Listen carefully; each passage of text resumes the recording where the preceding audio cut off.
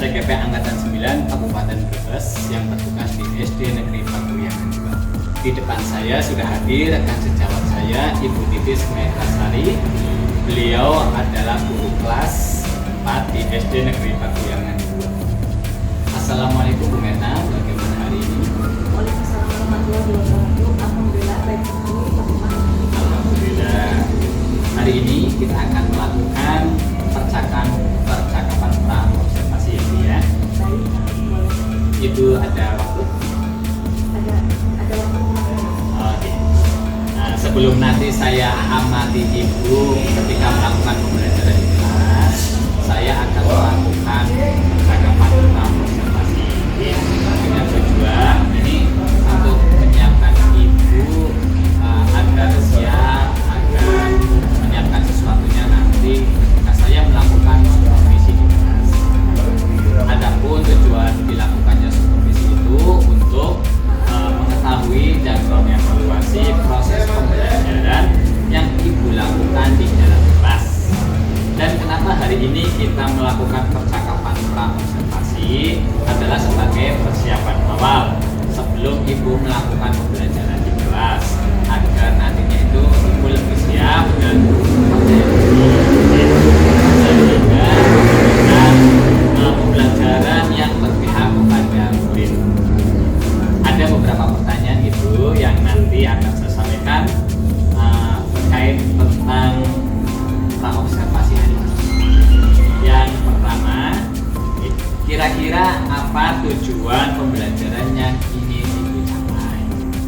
Sebelumnya nanti kan saya akan menjelaskan materi tentang jenis-jenis tumbuhan. Itu tujuan yang ingin saya capai. Yang pertama yaitu anak itu bisa mengidentifikasi jenis-jenis kebutuhan. Yang kedua itu anak dapat mendeskripsikan jenis kebutuhan itu dan perbedaan antara kebutuhan dan keinginan. Dan yang ketiga itu anak dapat mengategorikan atau mengelompokkan jenis-jenis kebutuhan itu. Itu yang ingin saya capai. Bagus sekali Bu. Baik, berarti ada 3 ya Bu tujuan pembelajaran yang ingin Ibu capai dalam pembelajaran nanti, yakni tentang jenis-jenis kebutuhan. Iya.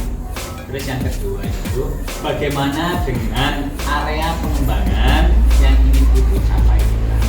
Untuk area pengembangan yang ingin saya capai pertama itu jelas mengembangkan intelektual.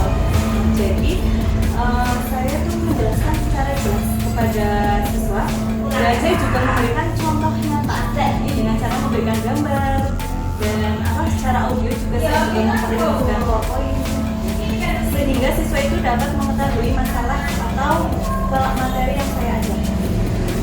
Yang kedua itu saya lebih mengembangkan sosial emosional karena di sini kan peserta didik itu karakteristiknya berbeda-beda. Jadi kita harus memahami perbedaan tersebut sehingga kita dapat mengajar untuk siswa yang mempunyai jenis-jenis kemampuan yang berbeda.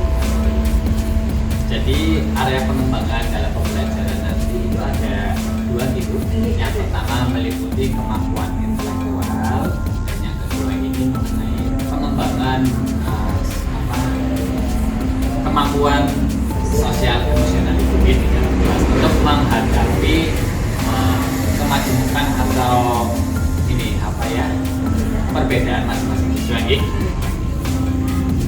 Terus saya ingin mengetahui bagaimana rancangan pembelajaran yang ingin Ibu terapkan nantinya di dalam kelas. Mungkin dari strategi pembelajarannya, metode pembelajarannya, ataupun dari model pembelajarannya. strategi pembelajaran nanti saya menggunakan pembelajaran kooperatif. Jadi ada diskusi dan pembelajaran kontekstual, jadi memperlibatkan teknologi. Setelah anak melihat gambar, nanti mungkin waktu setelah itu saya jelaskan materi. Nah, nanti ada kelompok, ada tim juga, dan model pembelajaran nanti saya menggunakan kooperatif learning ya, membentukkan kelompok-kelompok. Jadi ada kelompok kecil yang saya bentuk sebelum adanya games ya, games tentang jenis-jenis kebutuhan. Terus metode pembelajaran yang pertama mungkin ceramah. Ceramah. Yang kedua itu diskusi, nanti diskusi bersama. Dan setelah diskusi membentuk kelompok. Setelah itu ada game based learning. Jadi selain ceramah dan diskusi, kita di situ ada games. Nah, setelah games paling setelah itu kita evaluasi dengan pemberian soal. Jadi rencana pembelajaran yang kami lakukan nanti menggunakan strategi pembelajaran seperti yang kooperatif, ini kemudian diskusi, kemudian ada penampilan gambar-gambar, kemudian video. Terus model pembelajarannya itu menggunakan cooperative learning dengan metode pembelajaran ceramah, nanti diskusi dan game learning. Semua variatif yang nanti akan ditampilkan di dalam kelas ya. Terus, nah, bagaimana dengan media pembelajaran yang akan Ibu gunakan di dalam kelas?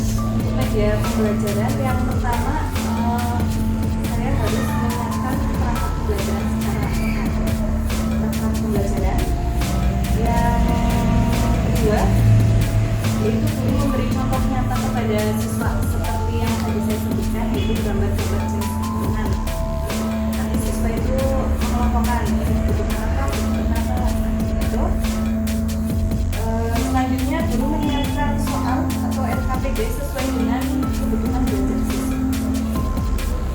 Baik, nah kira-kira kapan nih Ibu melakukan kegiatan pembelajaran tersebut? Di hari apa? Di kelas, tentunya di kelas 4, kemudian di jam berapa? Karena tadi saya menyimak pemaparan Ibu ini sungguh sangat menarik. Kira-kira kapan? Kira-kira mungkin kalau untuk pembelajaran itu di bulan Februari nanti pas kebutuhan itu ada di hari Selasa dan di jam pertama. Baik, jadi nanti pembelajarannya di hari Selasa di bulan Februari di jam pertama tentang materi IPAS. Nanti saya tentang jenis nanti saya akan melakukan seperti di kelas. Saya akan melihat dan mencatat hal-hal apa saja yang terjadi nanti di dalam kelas. Nanti setelah Ibu melakukan kegiatan observasi atau pembelajaran di dalam kelas, kita akan adakan percakapan yang terakhir Ibu. Percakapan pasca observasi. Jadi setelah ini urutannya, setelah kita melakukan percakapan hari ini pasca observasi, setelah observasi nanti pembelajaran di kelas kompetisi buat observasi, nanti saya akan terlibat di dalamnya dan juga insya Allah nanti didampingi oleh pengajar praktik juga Ibu. Itu nanti berarti bulan Februari gitu. Nah, setelah itu nanti setelah pembelajaran saya dengan Ibu akan melakukan kegiatan pasca observasi. Jadi saya akan menyampaikan apa yang terjadi ketika pembelajaran. Saya akan menyampaikan kepada Ibu. Hanya kedua nanti pengajar praktik tidak turun. Sebelum kita akhiri percakapan kita hari ini, kira-kira yang Ibu dapatkan dari percakapan hari ini? Untuk percakapan hari ini ya kita kan baru sharing ya. Saya merasa lega lah ya, lega bahwa antara dengan guru PPCTB ya Pak. Jadi mengetahui bagaimana nanti saya mengajar di kelas 6 dan nanti kita juga bisa saling ini bisa memecahkan masalah tersebut. Pasti setiap kelas juga pasti ada masalah ya. Dan alhamdulillah sekarang relax paham, jadi kita bisa cari tahu ya mana masalah yang ada dalam pembelajaran yang nanti kita bisa Baik Ibu, terima kasih atas waktunya dan juga bersedia berbincang-bincang dengan saya.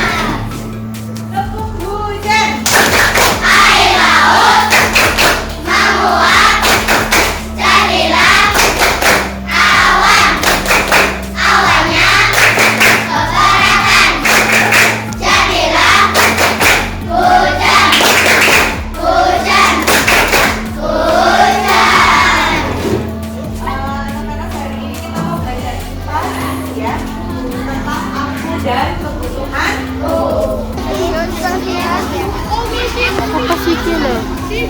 Ayo. 1, 2 menit ya. 1, 2, 3. Ya coba belakang. Aku ya. Sudah enggak, Bu? Belakang itu. Jalan.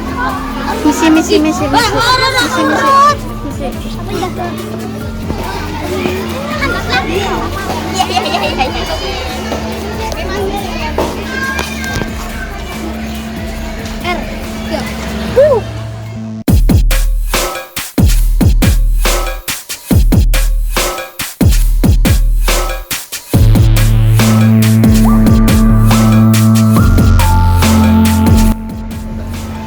Alhamdulillah baik.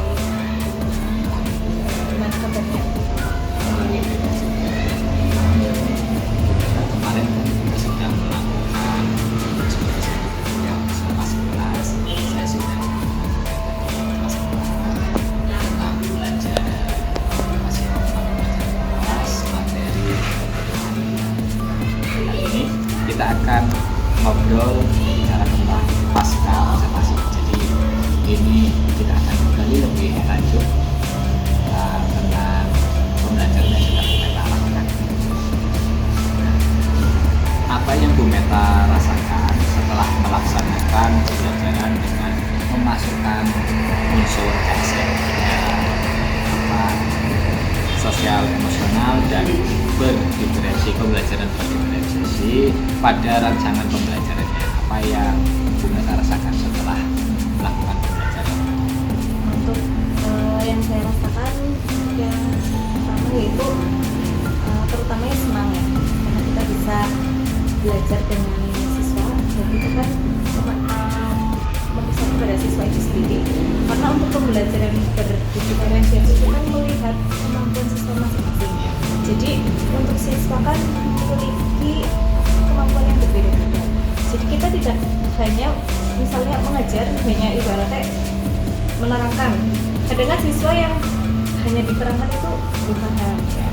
Terus ada siswa yang ibaratnya agak pelan, jadi kita tidak mungkin belajar itu hanya menerangkan sudah. Jadi walaupun kita menerangkan, kita tetap memberikan setelah itu masih sama dengan materi itu, cuma dengan kayak ibaratnya tadi memperlihatkan gambar-gambar, terus ditambah lagu-lagu, itu kan jadi menambah ingatan siswa dan menambah pengetahuan siswa.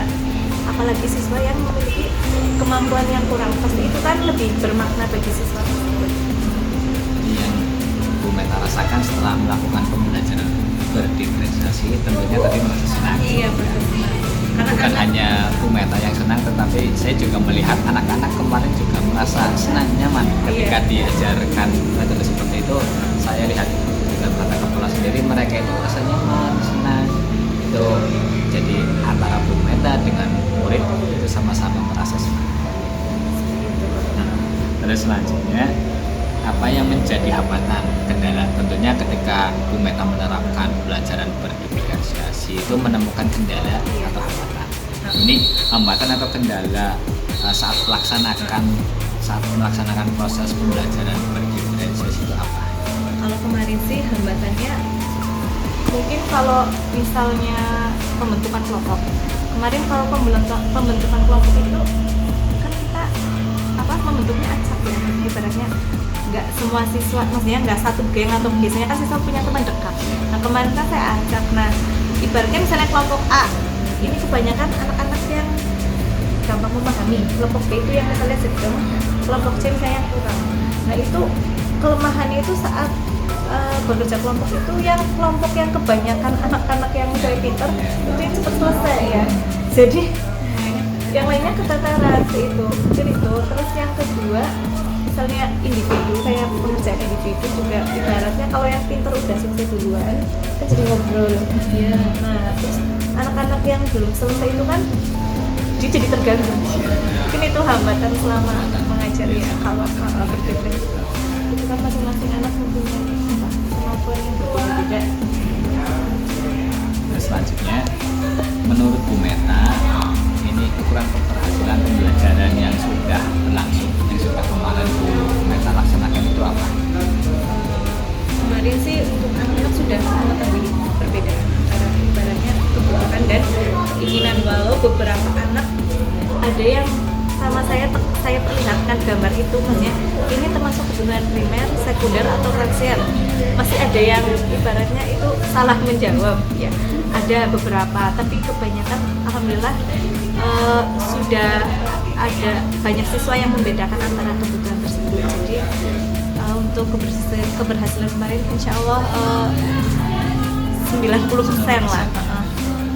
Juga melihatnya sudah hampir ya 90% lebih anak-anak itu memahami tentang kebutuhan primer, tersier, dan sekunder. Hal positif yang sudah Bu Meta lakukan selama proses pembelajaran itu apa yang Bu Meta rasakan proses pembelajaran? Kalau positif setelah pembelajaran kemarin, ya itu saya jadi tahu ya ibaratnya kemampuan siswa masing-masing yang pertama. Terus yang kedua saya menjadi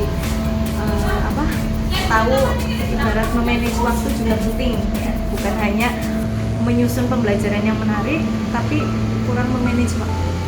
Terus yang ketiga saya lebih ingin besok pembelajarannya biar menarik, untuk pertengahan saya kasih ini karena kemarin juga di pertengahan ada beberapa siswa yang masih sebenarnya kurang fokus ya, paling kayak kasih biar fokus permainan kayak gitu biar fokus Untuk mengembalikan fokus siswa, Bu Meta menerapkan teknik speaking. ya setiap pembelajaran setiap materi setelah dijelaskan itu di pertengahan itu bukan hanya nyanyi. Kalau nyanyi kan ibaratnya masih itu ya Pak, kurang konsentrasi, kan cuma hiburan ya, permainan yang ibaratnya membuat kita berkonsentrasi. Kayak kemarin misalnya kalau bu guru pegang misalnya telinga gitu, kan anak-anak pegang telinga, nah terus pas saya pegang telinga tapi saya bilangnya hidung kan, itu kan masih konsentrasi anak. Iya, kalau ikut pegang hidung berarti dia kurang konsentrasi ya, kemarin agak kurang safety itu ya. Tadi instruksinya itu ikuti suara ya, bukan Ikuti suara ya. Video. Untuk yang terakhir ini Bu Meta, apa yang akan Bu Meta tingkatkan untuk pembelajaran selanjutnya? Tadi kan sudah ada beberapa pertanyaan terkait pembelajaran yang sudah berlangsung. Untuk kedepannya, apa yang perlu Bu Meta tingkatkan? Untuk kedepannya yang perlu saya tingkatkan untuk memperbanyak sumber materi. Jadi bukan hanya kalau bisa ada buku paket yang sekarang terbaru, kalau bisa kan paketnya kan kebutuhan itu kan kayak contohnya pembelajaran ini kan masih ada kayak kebutuhan berdasarkan sifatnya kan berbeda-beda ya masing-masing sumber. Nah, artinya kita harus mencari sumber yang lebih lengkap yang pertama. Terus yang kedua itu memanage waktu ya. Dan yang ketiga lebih membuat siswa itu belajar itu menurut mereka itu menyenangkan, jadi bukan beban ya. Kalau dikasih tugas tuh kadang-kadang siswa beban lah gitu kan.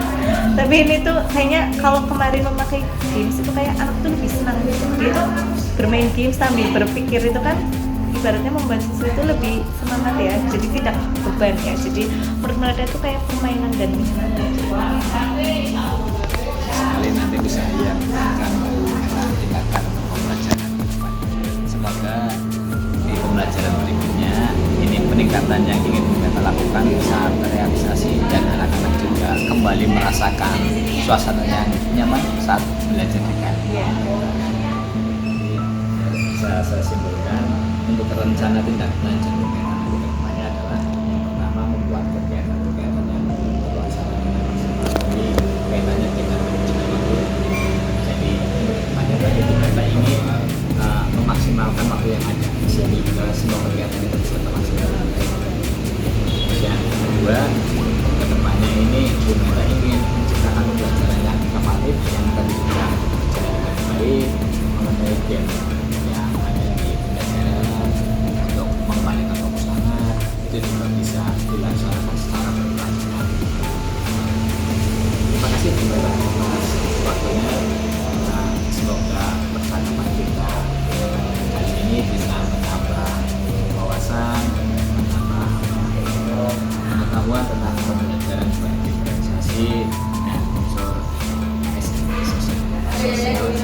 Terima kasih. Terima kasih.